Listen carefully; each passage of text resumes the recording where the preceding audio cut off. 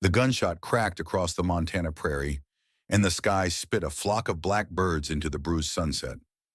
Clara stumbled to the lone cottonwood, one hand clamped to her thigh, warmth leaking through a torn riding skirt. 3 days running had turned her breath to sand. The West of 1878 did not pity the tired. It simply kept stretching mile after merciless mile. Hoofbeats rose from the hush, slow, steady, unafraid. Clara tried to melt into shadow, but the pain said no. A tall rider slid from a chestnut like water poured from a canteen, hat brim low, shoulders broad, badge catching the last light. He didn't rush, didn't shout, didn't reach for the easy heroics men use when they want to be seen. "Ma'am," he said, voice even as bedrock. "You're bleeding something fierce." "Stay back," Clara breathed. I have a gun. "And I have water," he answered, hands open, distance kept. "Bandages, too. Name's Thomas." The name landed plain and calm. He crouched a yard away, eyes mapping the ground, the blood the way she braced against the bark, like the tree might hold her together. "They'll come looking," she whispered. "Men who think deeds and dollars make them gods." "Then we don't wait on gods," Thomas said. "We move." His coat was off in one practiced sweep, a shield of wool without a graze of skin. He wrapped it around her like a promise, then nodded toward the horizon where night pooled in the gullies. "It'll hurt," he warned. "It already does," she said. "That's why I'm here." Clara's vision swam her hand trembling as she tried to keep the stranger at bay. The man's shadow stretched across the prairie dust, steady, unthreatening.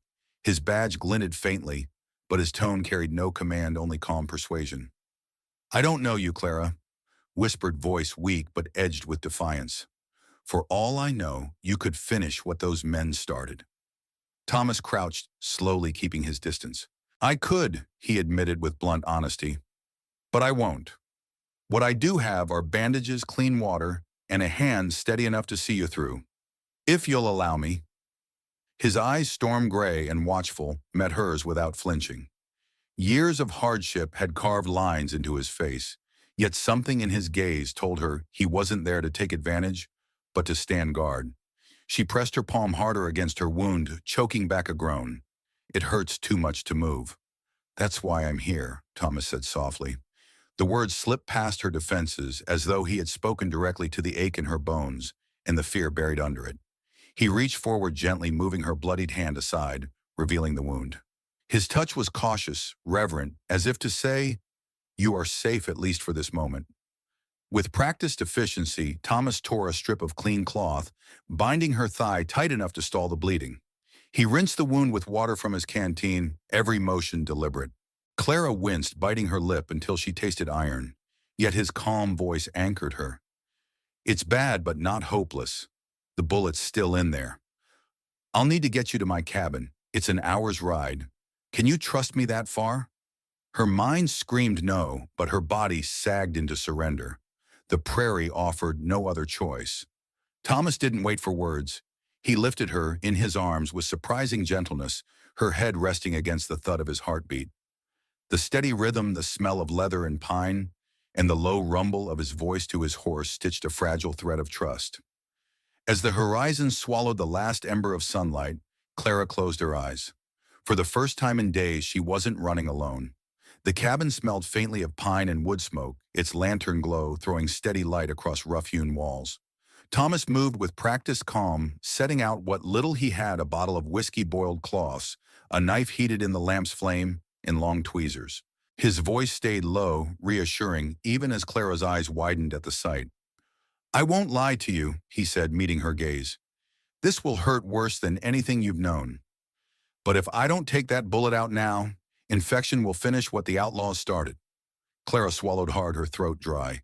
He pressed the whiskey into her hands. She took burning gulps until the fire in her chest nearly matched the fire in her leg, then pushed the bottle aside. With quiet steadiness, Thomas placed a folded leather belt between her teeth. "Bite down. Don't hold back. There's no one for miles to hear." The first touch of metal to her wound sent a scream through her body. She writhed against the quilt, tears spilling hot and fast. Thomas's hands, however, never wavered. He worked with the precision of someone who had done this too many times before, scars on his own arms, bearing silent witness to past wars. His voice became a lifeline, soft words murmured encouragement reminders to breathe. At last the sickening scrape of metal against metal gave way, and the bullet came free. Clara nearly lost consciousness, but the pressure of his hand on hers kept her tethered. "You're doing fine," he whispered, stitching the torn flesh with steady fingers. "The worst is over." When dawn bled pale light through the window, she lay exhausted but alive, her thigh bound tight in clean cloth. For the first time in 3 days, her body was no longer surrendering to death. Her voice cracked when she spoke. "Why? Why are you helping me? You don't know who I am. I could be running from the law for all you know." Thomas rinsed his hands in the basin, pausing before answering.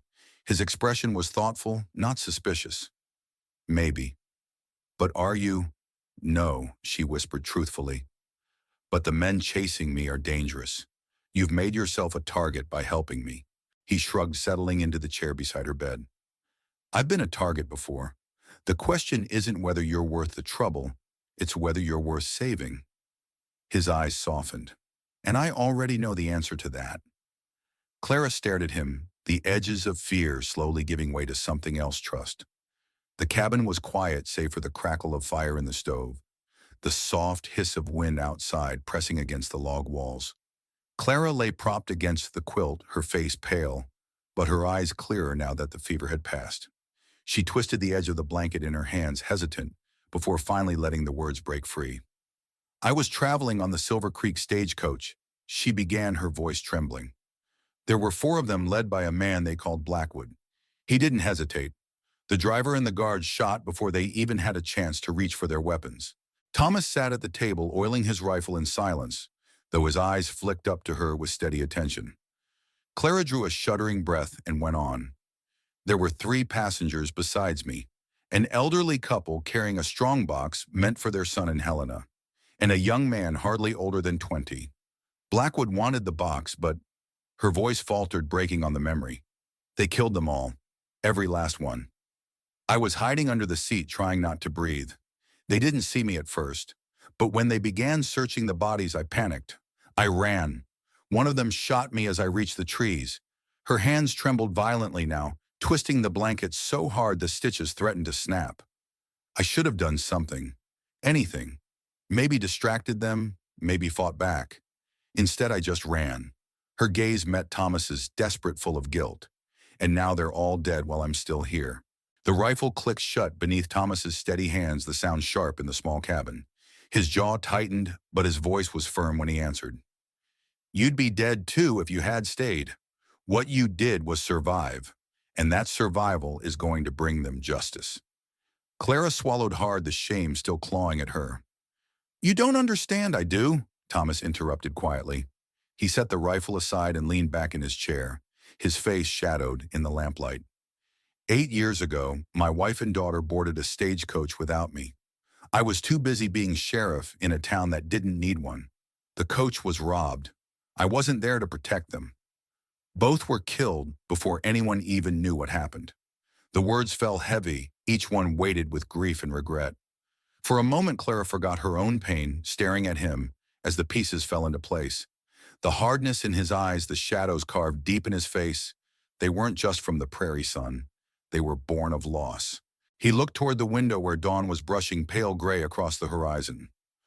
"So yes, I understand what it means to carry guilt that eats at you, to wonder what you could have done differently. But I also know this blame won't bring them back. And letting Blackwood keep breathing while good people lie in the ground. That's not justice. That's failure. I won't let it happen again." The silence that followed wasn't cold. It was filled with the raw weight of 2 people laying down pieces of themselves neither had spoken aloud in years. Clara blinked against the tears threatening to fall, her chest tightening with something more than pain. It was recognition, 2 lives scarred in different ways by the same kind of cruelty.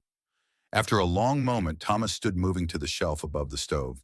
He returned with a carved wooden checkerboard, its edges worn smooth by use. He set it down between them, his voice gentler now.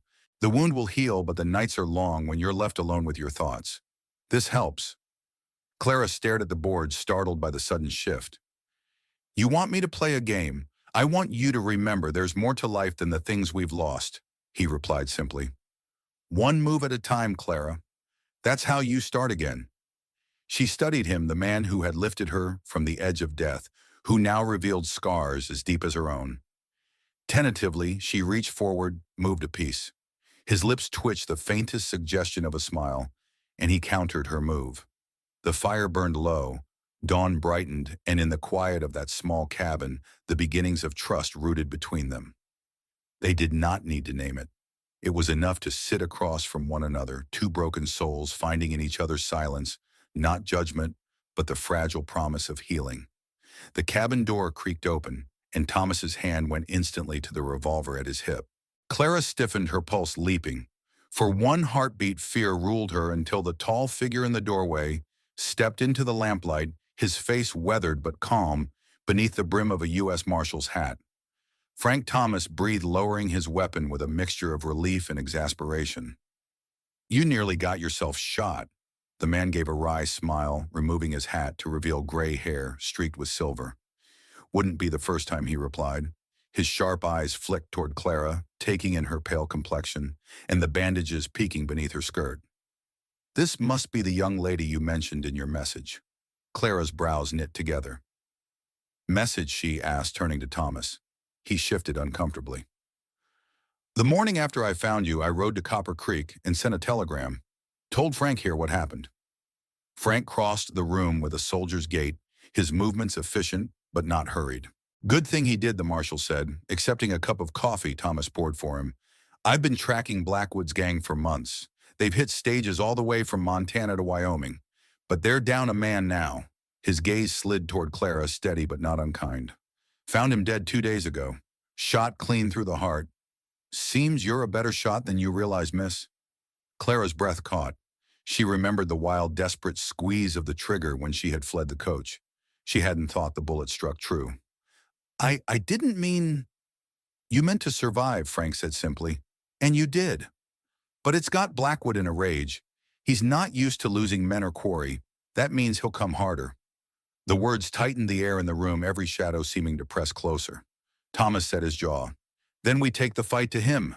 No more running." "That's why I came," Frank agreed. "I've got 3 deputies waiting in Whispering Pines. At first light we ride. We can cut him off before he decides to come here." The resolve in the men's voices sparked something inside Clara, a fire that had been buried under fear and grief. She straightened in her chair, ignoring the ache in her healing leg. "Then I'm coming with you." Both men turned on her at once. "Absolutely not." Thomas said, his tone firm enough to crack stone. "You're still healing. You can barely ride, and if a gunfight breaks out, I'm the only one who can identify them all." Clara cut in, her voice ringing with quiet determination. "And I'm tired of hiding. Those people who died on that stagecoach deserve justice, and I intend to see it delivered." Frank leaned back, studying her with new respect. "The lady makes a fair point, Thomas." Thomas's temper flared, his voice rougher than he meant. "She's been shot. She nearly died in my arms. And you want to throw her into the middle of another fight?" Frank raised an eyebrow. "Didn't stop you last, I recall. You've taken more bullets than most men have meals." "That's different," Thomas snapped. "Is it?" Clara challenged softly. She met his eyes, her own brimming with equal parts fear and courage. "Because I'm a woman, or because you care what happens to me?" The question carved straight through him. He raked a hand through his hair, frustration etched in every line of his face. Finally, his voice dropped, quiet but raw. "Because I can't bear the thought of losing you, Clara. I've already lost too many I couldn't protect." The fire popped loudly in the hearth, filling the silence that followed. Frank cleared his throat and muttered something about needing a smoke before stepping outside, leaving them alone. Clara rose carefully, crossing the room until she stood before Thomas. Her leg throbbed, but she ignored it. She placed her hand gently on his arm. "Keeping me here won't change what happened to your wife and daughter," she said softly. "And it won't keep me safe forever. Blackwood will never stop hunting me. If I don't face this with you, I'll always be running." His shoulders slumped beneath the weight of her words. He searched her face, the fierce determination shining there, and something inside him yielded. "All right," he said finally, his voice rough. "But you stay behind us, and when I give an order, you follow it without question. Promise me that." "I promise," she whispered, relief and gratitude mingling in her chest. Thomas exhaled slowly as if releasing a burden he'd carried too long. Then God help Blackwood, he murmured, because this time he's the one being hunted. The map lay open on the sheriff's desk, like a wound edge's curling corners, thumb creased by years of use. Frank Holloway weighed a neat row of cartridge rounds along the top of it to keep the paper flat while he traced the terrain with a scarred forefinger. Thomas stood at his shoulder arms, folded the same intent focus on his face he wore when sighting down a rifle. Clara hovered nearby, taking in every line and note as if she could memorize safety into existence. Here, Frank said, tapping the foothills west of Whispering Pines. Old mining camp played out 5 years ago, but the shafts are dry and there's timber for cover. Blackwood's kind of place. Thomas nodded. 2 approaches. Main trail from the east is the obvious route, he said. That's the one he'll watch. Clara leaned closer. There's a narrow pass behind the ridge, she offered, tracing a finger from a faint notch on the map to the camp. The stagecoach took it before he attacked us. It runs tight between rock spines. A small party could move through without being seen. Frank's eyebrows rose. You read this country well, Miss Clara. Because it tried to kill me, she answered softly. You learn fast when your life depends on it. Thomas glanced at her, pride and worry tangled in his eyes. Frank and Isaiah take the main trail. Make some noise, he said. Cooper and Mitch swing round the pass, Clara marked. They cut off the back door. When they're set, Frank signals we squeeze. We, Frank echoed. Thomas didn't flinch. I'm not sitting this one out. Frank's mouth ticked. Didn't figure you would. They finalized the plan with quick practiced economy. Frank would lead Isaiah up the eastern draw. Cooper and Mitch would bushwhack to the western ridge and glass the corral. Thomas would stage at a rendezvous point below the northern rim close enough to reinforce either side. Clara was to remain in town with Deputy Atkins. Thomas rolled up the map and holstered it in his coat like a promise. The room fell quiet, the kind of silence that gathers before thunder. He turned to Clara. We move at first light, he said. You'll stay here. Her mouth opened, then closed. She knew the argument, she'd made it and lost. He'd offered an order, and she'd given her word. So she nodded. Come back, she said, voice steady. All of you. We will, Frank said, tipping his hat. Outside, mist drifted low along Main Street like breath from a sleeping animal. Thomas walked Clara to the hotel porch lantern. The gold wash of the light put soft halos at the edges of his stubble and shadowed the worry carved into his brow. They stood one step apart, the distance packed with all the unsaid things that had gathered between stitches and whispered stories and long, quiet meals. Tomorrow will be hard, he said. The words were simple and heavy. I know, she replied. So is breathing with a bullet in your leg. We survived that. We can survive this. Something in him eased only a touch, like a taut cinch, loosening one notch. He reached out and brushed a loose strand of hair from her cheek, the callus on his thumb, a slow, careful drag. Clara, he murmured. She looked up. In his eyes, she saw the man who had carried her through the dark and the man who had lost a wife and daughter in a different dark. And both gazes were focused, fierce, and achingly kind. If I come back, he stopped, swallowed, started again. When I come back, I'll ask you proper. I'll ask you to make that cabin your home. To make me your home. Her breath caught. The world shrank to the space between them. Then come back, she whispered. Ask. He dipped his head and kissed her. Not a grand sweeping claim, not a desperate clutch in the shadow of war, but a question asked with his mouth and answered with hers, soft, certain tasting of wood smoke and hope. When he broke away, he rested his forehead against hers. Sleep, he said, though he didn't sound convinced either of them would. Dawn comes fast. It did. Cold and silver with frost bright on the grass, and the town moving quiet as if not to disturb the day's fate. Frank and Isaiah were mounted outside the office, silhouettes in the mist. Thomas checked his Winchester, spun the cylinder on his Colt, slid a small Derringer into a pocket, then hesitated and pressed it into Clara's hand instead. Keep it, he told her. Close range only. It's a last resort. She closed her fingers around the little gun, the weight far heavier than its size. Come back, she said again. He swung into the saddle, touched his hat brim, and rode out with the others. The hoofbeats faded to a muted thunder on packed earth. Clara stood in the street until they vanished into the pale lifting fog. Then she turned jaw set. She dressed in the trousers Thomas had found for her, pulled on the wool coat, slid the derringer into her pocket, and found an old mare at the livery, who looked as if she'd seen worse and kept going. Deputy Atkins sputtered when she led the horse past the office, but she moved with the quiet certainty of someone already decided. Miss Clara Sheriff said I know what he said. She answered calm as the inside of a chapel, and I'll be behind him. Like he asked. Then she nudged the mare into the light. The foothills lifted out of the prairie like a spine, the land pulling itself into ridges and folds. The ride was long enough for fear to argue with resolve and lose. She reached the rendezvous point as the last of the mist burned away. From there she could see it all, the faint thread of the main trail, east the knife-edge pass, to the west the smudge of smoke at the mining camp. Thomas waited in the line of cottonwoods along the creek reins, loose. When she appeared, he sighed equal parts gratitude and resignation. I told you to stay, he said without heat. You told me to stay behind you. She returned, lifting her chin. And I will. He studied her for a long beat. The corner of his mouth tugged. Then stay, he said simply, and offered his hand. She took it, let the steadiness of his grip run up her bones. Last chance to change your mind, he added. I'm with you, she said, all the way to after. A bird call whistled 3 short notes from the ridge, Frank's signal. Positions taken. The noose drawn. They moved low along the creek bed and climbed to a shelf of rock that gave them a clean view of the camp, a handful of weather-grade buildings, crouched around the black mouth of the main shaft. Smoke rose from the foreman's cabin.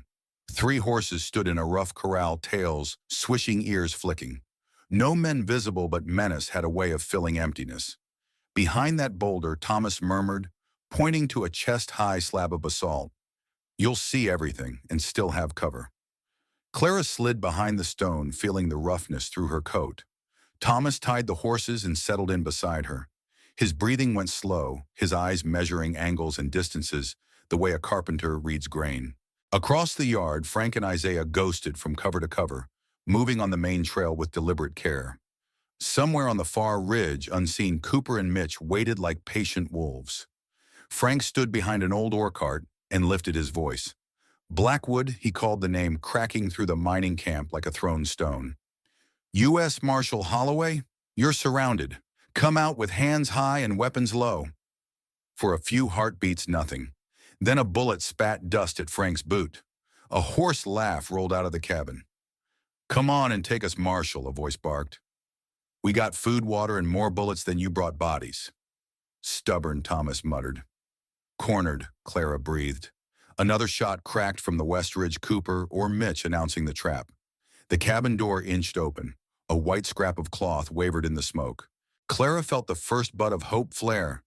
Then Blackwood's men burst from the cabin's back door, 2 of them sprinting for the corral with rifles firing wild, the third tall in a black duster, laying down a hard, steady curtain of covering fire from the porch. Gunfire detonated from 3 directions, a thunderclap stretched and jagged. Frank and Isaiah replied in disciplined bursts. Shots from the west bit the yard, forcing the runners to zig. Thomas sighted down the Winchester, exhaled, and pressed the trigger. One of the sprinters stumbled, caught a round in the thigh, and kept dragging himself toward the horses with stubborn, flailing grit. Clara knelt lower as rounds whined past hot bees in the air. Through a gap, she saw the wounded man's bandana, a dirty red she'd dreamed about in fever. It was the one who'd shot her when she ran. Her fingers found the derringer in her pocket, a talisman more than a weapon at this distance. Movement to her left snagged her attention. Blackwood had slipped from the cabin's shadow and was climbing the ridge at a low, predatory angle, eyes on the shelf where she and Thomas lay. Thomas, focused on the yard, hadn't seen him yet. Thomas, she hissed, urgent. Left. Thomas pivoted, rifle swinging, but Blackwood was faster. His pistol flashed and the bullet hit Thomas high in the shoulder, the blow spinning him back against the rock. He grunted the sound, thick and torn, and dropped to one knee. His return shot went wide. Blackwood grinned, teeth wolf white in a sunburned face. He advanced, gun barrel leveled at Thomas's chest, execution distance, the kind a man took to end a story on his own terms. Clara surged to her feet, the boulder scraping her hip. She drew the derringer and stepped out, closing the space until its meager power meant something. Her voice stayed steady, miracle or training, or the memory of his hand steadying her fever.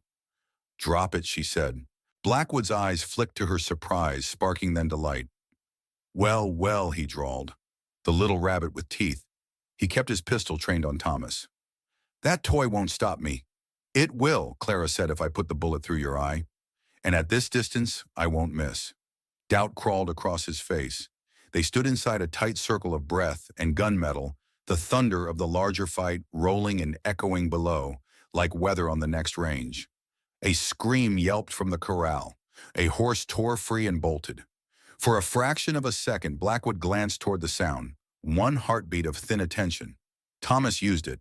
Despite the blood slicking down his sleeve, he drove forward, shoulder crunching into Blackwood's legs. They went down hard, the outlaw's pistol firing harmlessly skyward before skittering off the rock.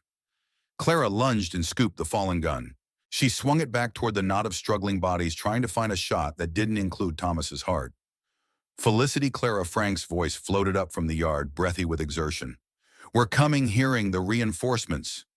Blackwood snarled and fought uglier, digging a knife from a boot, slashing in close arcs. The blade caught Thomas across the forearm. He sucked air through his teeth but didn't let go. They rolled, scraped, grappled, their boots gouging dust from the stone as they slid toward the shelf's lip. Thomas let him go. Clara called, circling for Angle, the derringer, suddenly ridiculous in her hand, and the larger pistol too risky with the tumble. "I have him." Thomas didn't answer. He was beyond words in that place where pain and will fuse, and a man becomes a single intent: don't let the devil loose. "Shoot him," he gasped once, and blood touched his lips. "Now!" She tried. They rolled again. And then the world tilted. The two men toppled over the edge in a tangle of limbs, vanishing from her sight. Clara's heart obeyed gravity and fell after them. She scrambled to the rim, peered down a 15-foot slope of fractured rock and scrub. Blackwood and Thomas lay in a heap against a boulder. Neither moved. Clara slid half running, half sliding, skinning her palms and knees, pistol clattering at the bottom as she reached him. "Thomas," she breathed, turning him carefully. His face was ashen under dust and blood. His shirt was soaked dark at the shoulder, another slick line across his forearm. She put trembling fingers to his throat and found nothing then deeper there, a stubborn thud that felt like a fist knocking from far away. "He's alive," she called, head snapping up as Frank and Isaiah appeared at the ridgetop. "He's alive, but bleeding bad." "Hold him," Frank said, voice clipped. "We're coming down." He spared one quick look at Blackwood's twisted neck and didn't bother checking for a pulse. "That one's done." Clara pressed her hands to Thomas's shoulder, trying to become bandaged tourniquet prayer. "Stay," she whispered hoarse. "You promised to come back. I promised to answer." His eyes fluttered. For a breath she saw blue, cloudy, with pain but present. "Told you to stay behind." "The rock," he muttered, and somehow she laughed, a small wet sound that shook apart inside her. "Not when you needed saving," she said, and the corners of his mouth twitched the ghost of his porch-light smile before consciousness slid away again. Frank and Isaiah scrambled down the marshal, moving with the speed of a man who'd done this dance too many times. "We need him leveled out," Frank said. "Isaiah, rig a travois." "Mitch," he shouted toward the western ridge. "Bring the horses," from somewhere above Cooper's answering whistle. Cut the air, followed by the distant hup-hup of hooves. They bound Thomas as best they could, cloth torn from shirts, pressure tight and unrelenting. Isaiah's big hands were shockingly gentle. Clara never let go of Thomas's fingers, not even to wipe the blood that had found her wrists. When they hauled him up the slope with ropes and curse-bitten encouragements, she climbed alongside breath-burning legs, shaking hard a drum. The ride back was a race against the clock the body keeps. They lashed Thomas to the travois and let Isaiah's gelding pull, while Clara rode beside, counting breaths the way she'd once counted steps to a schoolhouse in Boston. By the time the clinic doors banged open in Whispering Pines, Thomas's skin had turned hot, his pulse a rabbit's dash and stumble. Dr. Bennett was already rolling up his sleeves. "Bullet in the shoulder deep," Frank said. "Knife across the forearm. Fall from height. He's lost blood. Get out unless you're useful." The doctor snapped, then saw the way Clara planted herself at the basin. "You useful, miss?" "My father was a physician," she said. "I can follow orders. Then boil water and don't faint." The hours that followed were measured in stitches and steam, in the sting of carbolic and the slow, tight pull of thread, in the way Thomas's breath hitched when fever grabbed him, and the way Clara's voice smoothed him back down, telling him stories of mint leaves and summer porches, and the precise way his smile started at one corner and worked its way across. Near dawn, Thomas's eyes opened for real. For a breath he was lost, then he found her the exact center of his sight. "You're still here," he rasped. "Where else would I be?" she whispered. "You told me to stay behind you. I'm just keeping up." He tried to smile and winced. "Hurts like hell," he said. "That's why I'm here," she answered, echoing his first vow, and the smallest piece rolled through the lines of his face, as if her words had weight and warmth. Frank stepped in later with the tally. Blackwood dead. One of his men dead, one wounded, and shackled, the last taken down by Cooper's long shot when he tried to run. The gang broken. The roads safer for a while anyway. Clara barely looked at him. She had Thomas's hand between both of hers and was busy memorizing the slow, stubborn beat of his pulse. "You come back," she whispered, bending close so only he could hear. "I'm not done answering." He returned, drifted again. Fever took him sideways for a day, then broke like a storm moving over a range to bother someone else. When the worst had passed and the town's breath leveled out, Frank brought a small dented locket he'd found in Blackwood's saddlebags. Inside was a faded miniature of a woman and a little girl. Thomas looked at it for a long time with a face that broke quietly and then said again. "We're finished," Frank said. It sounded like a benediction and a burial. "Not finished," Clara murmured. "Starting." Thomas turned his head until his gaze found hers. The promise he'd made on the porch lantern was there, steady as dawn. "When I can stand," he said, voice roughened with healing, "and long roads I'll ask you." "You don't have to wait to ask," she said, if only to see his eyes lighten. He huffed a laugh that tugged at his stitches. "I can at least wait to stand." She kissed his knuckles and sat back, tired to the bone, and wide awake with gratitude.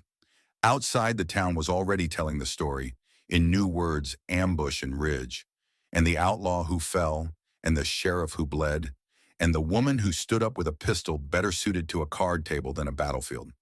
Whispering Pines had always liked a story with a moral, and this one had too. Some men are mountains when you need them, and some women become the ground you stand on when you think you might fall. Days later, Thomas walked out of the clinic on his own feet, leaning more on pride than the cane Frank thrust at him.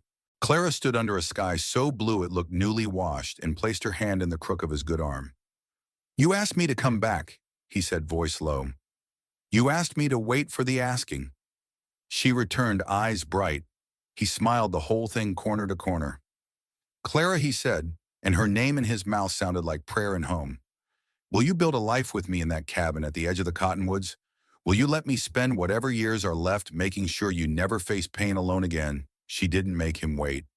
"Yes," she said, clear as a bell in winter air. "Yes, Thomas." Behind them in the street, Frank muttered something about long overdue endings and new beginnings. Cooper spat and said a man could finally ride west without worrying a black-coated buzzard would drop lead from behind a boulder. Isaiah grinned like sunrise. The town breathed out. Claire and Thomas turned toward the cottonwoods. The cabin waited at the end of the track, smoke curling from its chimney, a patch of earth behind it bare, and ready for whatever they chose to plant. The ridge where blood and bone had decided one fate from another stood far off, already fading into geography. But the memory of that shelf of rock, the moment she'd stepped out, gun in hand, voice steady, would not fade. It would become part of the foundation stones they'd lay under their lives. Courage answers when called. Love steps forward when danger raises its pistol. And when one of them says, "It hurts too much," the other answers every time. "That's why I'm here." The room smelled of iron and carbolic. Thomas lay on the clinic cot's shoulder, bandaged breath, a ragged rise and fall that made the oil lamp quiver. Clara would not let go of his hand. She had held it through the rattling ride back to town, through Dr. Bennett's clipped orders, and through the moments when his pulse felt like a thread about to snap. She spoke in a low, steady voice, as if words could stitch a man to the world. "Stay with me," she whispered. "Stay, Thomas. I'm right here." She named the ordinary things in the room: plank walls, a basin catching pink water, the rifle folded under his coat, the boots placed side by side so he would wake and know he had a place. She talked about smaller truths because the larger ones were too terrible. The crack of Blackwood's pistol, the tumble over stone, the blood that would not stop. When fever bowed his body, she pressed a cool cloth to his brow and matched her breaths to his until his shaking eased. Time bent around the bed. The clock on the shelf clicked toward dawn, while the doctor moved like a patient metronome, changing dressings, forcing sips of broth, muttering about blood loss and shock. Frank Holloway came and went, boots careful on the floorboards, hat clamped in his hands. Each time the door opened, night followed coal, smoke-hoarse sweat in a cold that bit like teeth. Each time Clara barely looked up. Her world had narrowed to the warm weight of Thomas's hand, and the tiny thrum she felt under her fingers, proof that his life had not yet slipped from reach. When the fever peaked, he thrashed and mumbled. Names rose and fell in the heat. Sarah Emma Grief, older than Clara's arrival beneath the cottonwood. She did not pry those names away. She held him through it, braced his shoulder when the bandage seeped, and told him about a river in spring, about mint growing by a fence, about sunlight lifting off water like birds. The doctor told her to keep talking. So she did. She described the quilt beneath his back, the nick in the window frame, and the soft scrape of the lamp glass whenever the draft found it. Near first light, his fingers answered, curling faintly around hers. He tried to swallow and failed. She lifted his head and wet his lips. His eyes opened cloudy, then clearer, fastening to her face like a sailor sighting shore. A thin groan left him. Then he tried to speak. Only air came. She bent closer and felt the whisper graze her cheek. "Clara," he rasped, "you're still here." "Of course," she said, laughing through sudden tears. "Where else would I be?" He blinked a slow, grateful blink that made him look briefly impossibly young. "It hurts," he whispered, as if confessing a failure. "That's why I'm here." She answered the words, returning like a promise kept. "To carry what you can't." He let out a breath that might have been a laugh. She smoothed back his hair and watched his gaze travel the room, the doctor asleep in a chair, the lamp wick turned low, Frank's shadow beyond the frosted pane. Calm settled like snow. He drifted not into the fever's ravine, but into an ordinary sleep, shallow and human. Clara folded her arms on the edge of the cot and rested her head without loosening her grip. For the first time since the ridge, the future did not feel like a cliff. When Thomas woke again, sunlight pooled on the floorboards. Dr. Bennett changed the dressing and called the Bullets Road a cruel lucky thing, cruel for muscle and blood, lucky for missing bone and lung. Clara fed him spoonfuls of broth. Frank Holloway stepped in and set a small pouch on the table, then loosened the drawstring. A locket slid out, dull with wear. Clara saw Thomas see it. The breath went out of him. "We found it in Blackwood's saddlebag," Frank said. "Your Sarah's by the picture within." "I'm sorry." Silence filled the room. Thomas stared at the locket, then closed his eyes. Clara's hand tightened. He did not pull away. He did not reach for the locket either. "It was him," Thomas said at last. "Yes." Frank's voice held no triumph. "He's gone. His men are accounted for. It's over." Over was a strange word. The ache in Thomas's shoulder said not over. The years of waking to an empty house said not over, not yet. Clara wanted to stand between him and every memory that might rise like a blade. Instead, she did the one thing he would believe. She told the truth. "Thomas," she said, sliding the locket back into the pouch and tying it shut, "I won't ask you to forget. I won't claim time will turn this right side up. But I will be here when it hurts and when it lessens and when it lunges back without warning. No more walls, no more secrets. Not yours, not mine. We face it together. She would always be right here." His gaze found her again, steadier now. "Together," he repeated. He squeezed her hand, not strong yet, but certain. Frank cleared his throat, settled his hat, and left them to the quiet. The day moved forward in ordinary ways. Broth warmed, medicine measured bandages, changed windows open to let in air.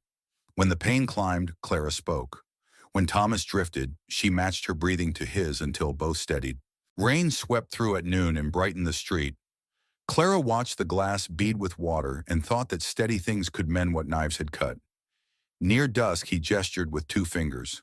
"Water." She lifted the cup. He drank, grimaced, and surprised her with a question. "Why didn't you run?" "I did," she said, and he half smiled. I ran for 3 days, but when I saw you fall, I stopped running from and started running too. You could have died, he said. So could you if I had stayed behind the rock like a sensible woman. A flicker of humor moved his mouth. She leaned closer. No secrets, she reminded him, and felt the words bind them the way stitches bind torn skin tight at first, then holding, then nearly forgotten until weather changes and old places ache. He turned his hand in hers so their palms met fully, his grasp answering hers. Outside, boots thudded, voices passed, and a piano down the street found a simple tune. Inside, the lamp burned steady. The worst had not been undone, but it had been survived, and between survival and whatever came next, there stretched a narrow bridge made of promises. They stood on it together, and it held. 9. Recovery, building a home together. The days that followed were a blur of healing fatigue and quiet determination. Thomas, though battered and scarred, began the slow climb back to strength under Clara's constant watch. She remained beside him through each painful hour, making sure the bandages stayed clean, the fever did not return, and his meals, no matter how small, were eaten. The cabin that had once been his solitary refuge became a sanctuary of shared resilience. At first, Thomas could scarcely lift himself without grimacing, but Clara's steady hand supported him, never wavering. She brought him water read aloud from the few books stacked by his chair, and sometimes simply sat nearby, her presence anchoring him to the world. He would occasionally glance at her, surprise flickering in his eyes, as though he still could not believe she had chosen to remain when most would have fled. By the third week, strength returned enough that he could step outside, leaning heavily on her arm. The autumn sun painted the valley in warm golds and coppers, and Clara guided him to the porch where they sat together, watching hawks circle the ridges. Thomas's jaw tightened, but his eyes softened. "Clara," he murmured, his voice low but firm, "I don't want you to leave. This place, it's not home without you." Her breath caught. She had been waiting for this moment, torn between the life she had once dreamed of and the unexpected path fate had carved. She met his gaze squarely. "Then I'll stay. Not as a guest, not as someone passing through, but as someone who belongs here with you." Relief crossed his face like dawn breaking over mountains. "Good," he said simply, his hand closing over hers. It was a word that held more promise than any grand speech. From that moment, they began not just a recovery, but the deliberate act of building a life together. The proposal. The days stretched into weeks, and with each sunrise, the bond between them deepened. Clara tended the vegetable patch, swept the cabin, and mended his clothes. Thomas, though still weak, insisted on helping where he could, offering guidance, or simply standing beside her as she worked. Their silence was no longer born of fear or grief, but of comfort, a rhythm of shared labor and quiet companionship. One evening, as twilight gathered and the fire crackled in the hearth, Thomas returned from a short walk beyond the porch. Clara was at the table arranging wildflowers she had picked near the creek. He reached into his pocket fingers, brushing something he had carried for years, a small gold band set with a modest diamond that once belonged to his mother. His heart pounded, but his voice was steady. "Clara," he began, drawing her attention. She looked up and the firelight danced in her eyes. He placed the ring in his palm, holding it out like an offering. "I never thought I would have reason to give this again, but you came into my life fierce, wounded, and braver than anyone I've known. You've given me back hope I thought I had buried with Sarah and Emma." He swallowed hard, emotion tightening his throat. "I love you, Clara. Will you marry me?" For a moment, time stood still. Clara's hands trembled as she pressed them to her mouth, eyes shining with tears. Then she nodded, her voice breaking into a smile. "Yes, Thomas. Yes, 1,000 times." He slipped the ring onto her finger, with hands still bandaged from his injuries. It was imperfect, tender, and wholly theirs. When he leaned forward, their kiss sealed not just a promise, but the rebirth of two fractured souls finding wholeness together. The wedding and the beginning of their life. 2 weeks later, in the small church of Whispering Pines, they exchanged vows. The entire town gathered, Marshal Frank Holloway standing proudly as Thomas's best man, and Mrs. Wilson adjusting Clara's simple dress with a motherly fuss. Outside, children strung wildflowers along the wooden fence, and the townsfolk hummed hymns that carried out into the crisp morning air. The ceremony was plain, but the words were carved deep into both their hearts. For better or worse, for as long as we are given, Thomas vowed, his voice hoarse but strong. Clara's reply was clear, her eyes locked on his. Wherever you go, I will stand beside you. When the preacher pronounced them husband and wife, a cheer rose that shook the rafters. The celebration spilled into the street with music, laughter, and enough food to feed the town twice over. For the first time in years, Thomas felt not just like a man surviving in the wilderness, but a man with roots, a future, and a partner, facing challenges together. Life after the wedding was not easy. The Montana wilderness remained unforgiving. Winters came sharp and relentless, summers hot and dry. Thomas's shoulder ached before storms, and Clara sometimes woke gasping from nightmares of the Stagecoach Massacre. But they faced each hardship not alone but together. They patched fences side by side, planted crops, and split wood for the long winters. Clara took a position, teaching at the town school, riding in each morning and returning by dusk to the cabin that was now theirs. On evenings when fatigue weighed them down, they found solace in small rituals. Thomas whittling at the porch, Clara reading aloud by lamplight, their shared laughter carrying softly into the night. Neighbors began to notice the change. The once reserved sheriff now smiled more easily, and the woman who had arrived battered and broken carried herself with a quiet strength. Their home became known not just as a ranch, but as a place of warmth. Travelers found a meal and a bed there. Children brought Clara wildflowers for her lessons, and Thomas's steady presence made the valley feel safer than it had in years. A bond forged in fire. Their marriage was not a fairy tale, but something sturdier, a bond forged in hardship, tested by blood and loss, and sealed in the daily choice to stand together. There were days when Thomas's grief for Sarah and Emma shadowed his smile, and Clara never tried to erase it. Instead, she reminded him by her presence that love could return in new forms without diminishing what was lost. And Thomas in turn gave Clara the dignity and respect she had been denied for so long, showing her each day that she was not a burden, not a possession, but his partner in every sense. On quiet evenings, Clara would touch the thin scar on her thigh, a reminder of the bullet that nearly ended her life. Thomas would flex his shoulder, wincing at the ghost of Blackwood's wound. They would look at each other and know these scars were not symbols of weakness, but of survival, proof that even in the harshest of landscapes, love could take root. Toward the future. As seasons turned, their life settled into a rhythm of labor, laughter, and hope. In spring, Clara tended a garden behind the cabin, coaxing green life from the soil. In summer, Thomas trained horses, his steady patience earning him a reputation for fine stock. In autumn, they gathered with neighbors to share harvests. And in winter, by the fire, they dreamed aloud of children, of a larger home, of growing old together beneath the Montana sky. One night, as the snow piled deep and the wind rattled the shutters, Clara leaned into Thomas's side and whispered, "Do you ever regret it?" Saving me that night, Thomas kissed her temple, his voice steady as granite. "Never. That night gave me back everything I thought I'd lost." Clara smiled, her hand resting on the gold band that bound them. "And it gave me a home." In the silence that followed, they listened to the fire crackle, the wind moan, and their hearts beat in unison. The wilderness was still wild, the world still dangerous. But together they had carved out a sanctuary. Not perfect, not untouched, but real. A place where healing became love, and love became the strongest shelter of all. 10. The future and their legacy. The seasons turned, and the scars of their battles on the land, on their bodies and in their hearts, slowly softened into something else, the foundations of a shared life. Thomas had always been a man of iron discipline, a figure carved from silence and duty. But now beside Clara, his edges began to soften. She brought color where there had been only survival.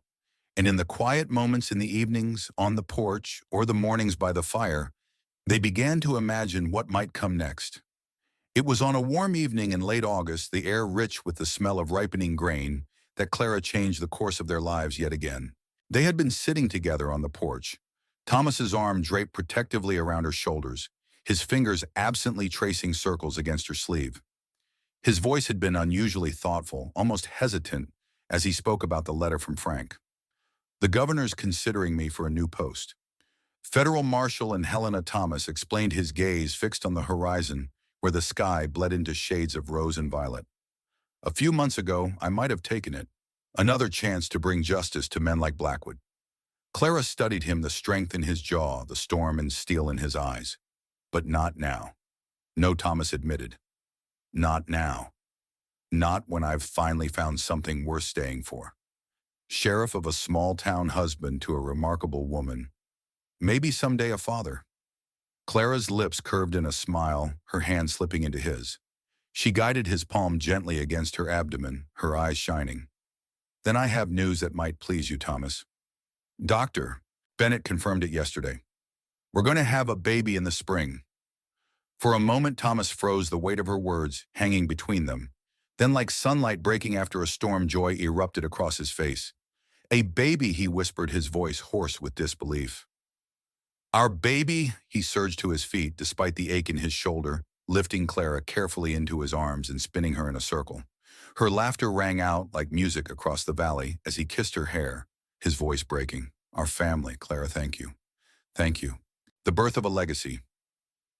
When their daughter was born on a snowy morning in April 1879, Thomas wept openly as he held her for the first time. The child's tiny fists clenched with fierce determination, her dark hair damp against her forehead. Clara named her Sarah Elena, honoring both the wife Thomas had lost and the new life they had forged together. Whispering Pines celebrated the child's arrival as though she belonged to them all. Neighbors filled the cabin with gifts, handmade quilts, jars of preserves, tiny booties knit from wool. Frank Holloway rode in to stand as godfather, his grizzled face softening as he cradled the baby, and muttered that he was too old for such tenderness, though no one believed him. 2 years later, their son was born, Nathan James Reed, a boy who inherited his father's steady eyes and his mother's determined spirit. The Reed family grew along with their homestead. What had begun as a modest cabin expanded into a sturdy home, with extra rooms, a larger kitchen, and even a small schoolroom, where Clara began teaching local children during the harsh Montana winters. Building for others. Clara's reputation as a teacher spread quickly. Families from neighboring settlements sent their children to Whispering Pines, some boarding with townsfolk just for the chance to study with her. She taught not only reading and arithmetic, but also resilience, the quiet strength she had learned in her own struggles. Her lessons carried the echo of her journey, that dignity is found not in what is taken from you, but in how you choose to rebuild. Meanwhile, Thomas expanded their ranch, turning it into a small but thriving horse-breeding operation known for quality stock across the territory.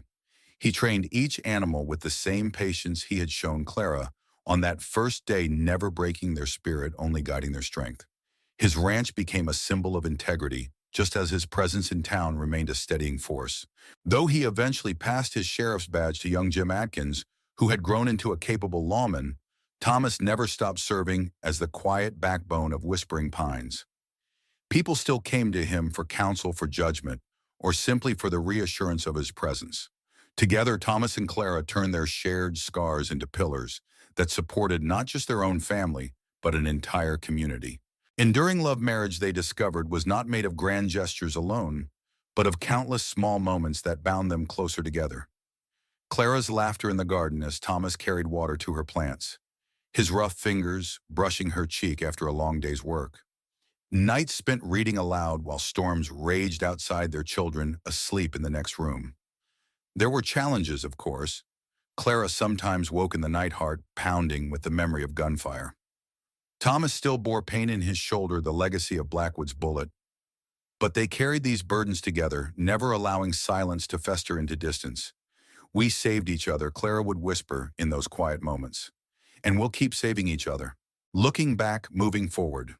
Years later, on their 10th anniversary, Thomas surprised Clara with a journey to Yellowstone, the nation's new park. Beneath the vast canopy of stars, he took her hand, brushing his thumb over the gold band that had never left her finger. Any regrets, he asked softly. Not one, Clara answered truthfully. Though sometimes I wonder what would have happened if Blackwood's gang hadn't attacked my coach that day.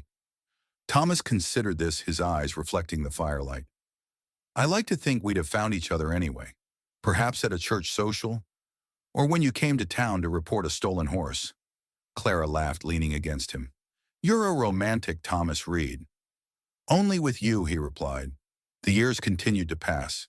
Their children grew strong, their home filled with laughter, books, and the scent of Clara's baking. Neighbors spoke of the Reeds as people who had built not just a ranch, but a legacy of decency, fairness, and love. The final symbol walked one clear spring morning. Thomas and Clara stood on their porch watching the sunrise over the eastern ridge, the same ridge where danger had once appeared. Clara rested a hand on the slight curve of her belly, carrying their third child, while Thomas's arm wrapped firmly around her shoulders. The memory of that first night under the cottonwood tree returned to them both. Clara's voice broken by pain. "It hurts too much," his quiet, steady answer. "That's why I'm here." Those words had carried them through everything, the bullet, the blood, the loss, the fear. And now they had transformed into the foundation of a family, a home, and a life worth living. Clara looked up at him, her eyes shining with gratitude and love. "Do you realize, Thomas, that everything we've built began with those words?" He nodded, his gaze fixed on the horizon. "And I'll keep saying them for as long as I breathe. Whatever hurts Clara, whatever storm comes, that's why I'm here." Epilogue, Legacy in Whispering Pines. As Whispering Pines grew from a rough frontier town into a thriving community, the Reed name became woven into its fabric. The schoolhouse Clara had dreamed of stood proudly at the edge of town, filled with children's laughter. The ranch became known across Montana not for its size, but for its honesty and quality. Travelers often remarked that the Reeds seemed to embody the best of what the West could be: courage tempered with compassion, strength balanced by kindness. Thomas and Clara's children carried forward their legacy: Sarah Elena, with her mother's sharp wit and gentle heart; Nathan James, with his father's quiet resolve. And years later, as new generations played in the fields their parents had once told, the story of how it all began was told and retold. Not as a tale of gunfights or outlaws alone, but of two broken people who found in each other the strength to heal, to build, and to love. And always at the heart of it was that simple promise: it hurts too much. That's why I'm here. A vow that had transformed pain into love, and love into a legacy that would outlast them both.